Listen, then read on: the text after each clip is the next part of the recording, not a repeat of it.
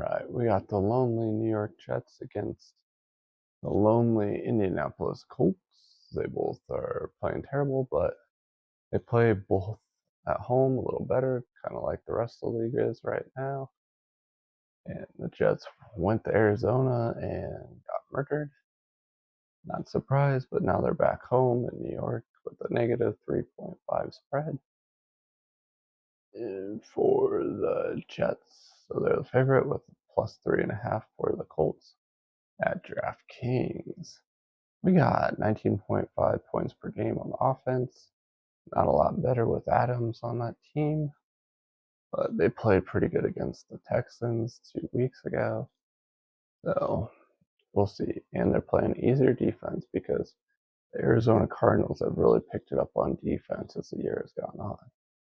The defense has given up currently on the Jets 24.5 ever since they fired Saleh as their head coach. Yeah. The defense has not been very good, especially since we already know he's the defensive coach. And even though he wasn't calling the plays, he made the plans every week for what they were going to do. And so you can tell that's made the difference. 17.3 on offense for the Colts, 17.8 on defense. Their defense playing a little better, but I think at home, Aaron Rodgers should be able to pick it apart if they can block, because against Arizona, they could not block. Passing yards per game, 240 on offense for the Jets, 7.6 for passing yards per attempt, 185 in the air on defense for the Jets, 7.3 on defense for passing yards per attempt, which is not great. 154 in the air for the Colts, which, remember, this is last four average, so a lot of that has to do with Anthony Richardson because he could not throw the ball ever. I don't know if they're going back to Anthony Richardson, honestly, but if they do, then I'm definitely betting on the Jets because I think he's horrible. 198 in the air on defense for the Colts. Pretty good. So 6.8 passing yards per attempt on defense, which is 0.7 better than the Jets defense, but they're only throwing 5.6 passing yards per attempt. As I said, two of those games were Anthony Richardson.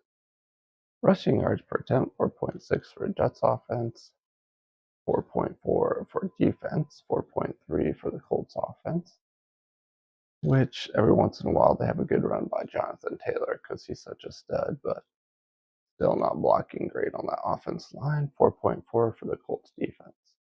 So with that, I don't think we're going to expect many yards being ran in this game, especially in New York where it's going to be cooler than if you say you're going to be in Indianapolis and they play in a dome.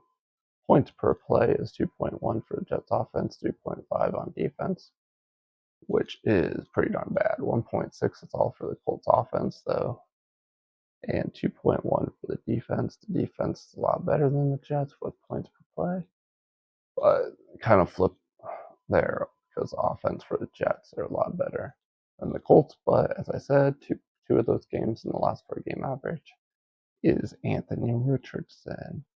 Full expected points. This is crazy. Negative 2.6 for the Jets to the Colts negative 1. That would actually put 1.6 or 1.5 if we round, and that would be a negative 1.5 Colts margin.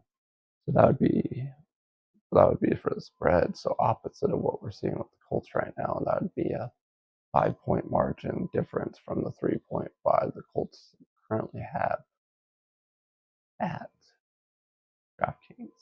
But I want to bet that straight up. That's for me because my model is definitely not like that. It's closer to a negative 1 for the Jets. So it's going to be a toss up game. And that would put me in the idea of adding it.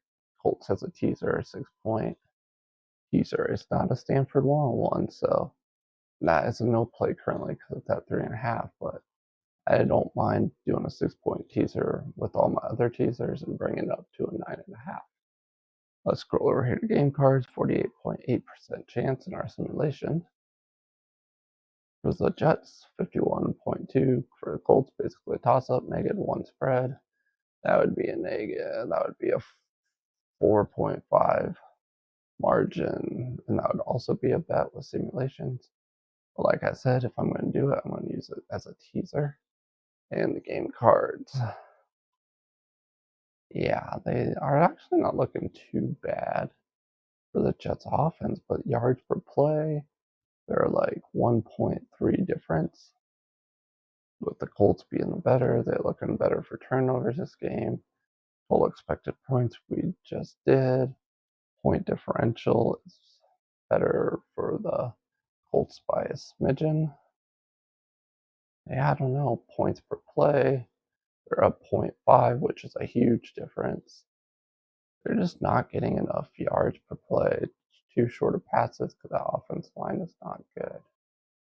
But as I said, if I'm going to play the Colts, I'm playing it as a 6-point teaser with my other teasers. I haven't really decided at the moment, but if you're gambling, good luck. My name's Jordy. You've been watching Bedman Sports Betting, and I'll see you in the next video.